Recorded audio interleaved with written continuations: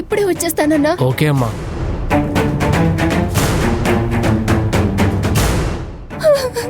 నిలవేణి, నిలవేణి, నిలవేణి.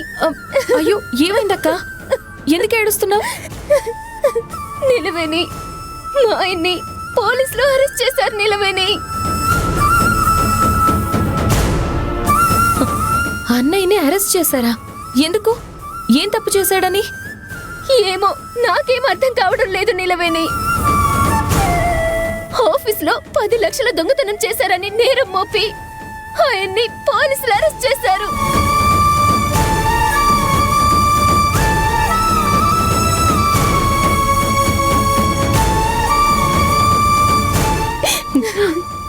ఏంటి?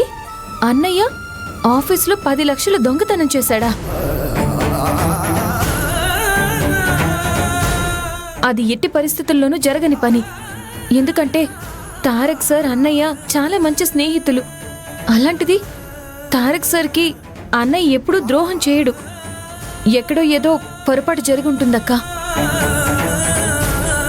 అవును నిలవేణి, అసలు ఏం జరిగిందో ఎందుకు జరిగిందో నాకేం తెలియడం లేదు.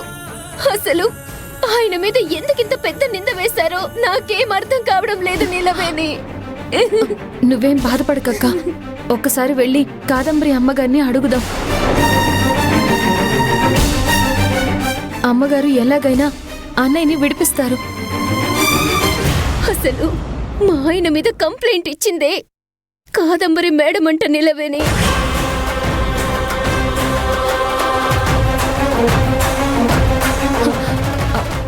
పెద్దమ్మగారు అశోక్ అన్నయ్య మీద కంప్లైంట్ ఇచ్చారా? అవును నిలవేణి. లేదక్క, తప్పు చేయకుండా పెద్దమ్మగారు మాత్రం అన్నయ్య మీద ఎందుకు కంప్లైంట్ ఇస్తారు? ఎక్కడో ఏదో పొరపాటు జరుగుంటుంది. ఒక్కసారి పెద్దమ్మగారితో మాట్లాడితే అంతా మనకు అర్థం అవుతుంది. అవును నిలవేణి, అందుకే విషయం తెలియగానే పరుగు పరుగున ఇక్కడికొచ్చాను. నువ్వేం బాధపడకక్క. పెద్దమ్మగారిని ప్రాధేయపడితే ఆవిడే అన్నయ్యని ఎలా అయినా విడిపిస్తారు. సరేనా?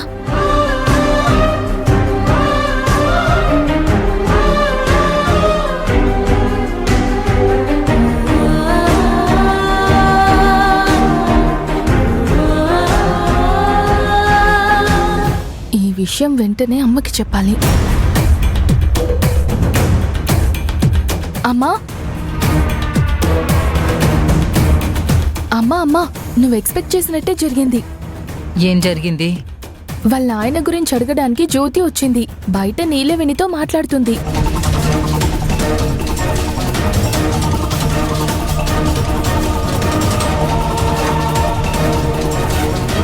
ఇప్పుడొచ్చి నిజంగానే నీ కాళ్ళ మీద పడుతుందనుకుంటా. చెప్పాను కదా, ఎక్కడో స్విచ్ చేస్తే ఇంకెక్కడో బల్బు వెలిగినట్టు ఆ అశోక్ గాడి మీద నేరం మోపగానే ఈ జ్యోతి నన్ను వెతుక్కుంటూ వచ్చింది. అమ్మా, నీ తెలివితేటల్ని ఎంత పొగిడినా తక్కువే.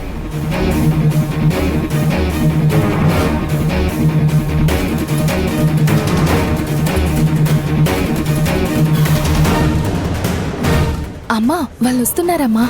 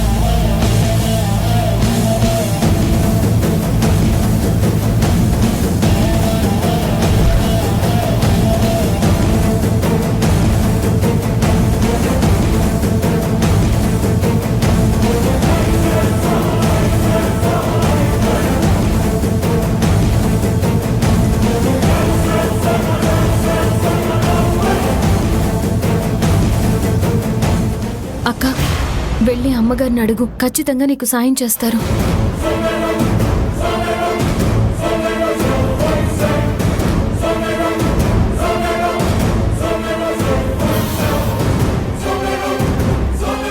ఏంటి జ్యోతి ఇలా వచ్చావు?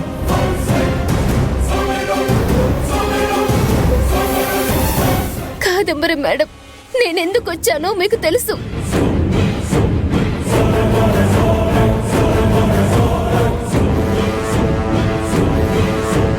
అలాగే మా ఆయన దొంగతనం చేసే మనిషి కాదని కూడా మీకు తెలుసు.